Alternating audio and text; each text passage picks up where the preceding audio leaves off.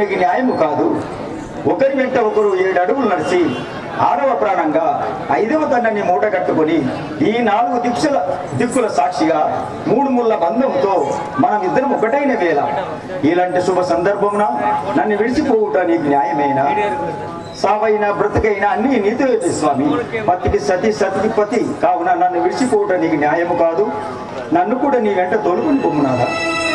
జానకి, ఎన్ని విధంపులుగా చెప్పి చూసినా కానీ నువ్వు నా వెంటనే ఒకసారి పలుకుతుంది. సరే అటునే రాము, పోవుదాము. సరే వెళుతాం పద.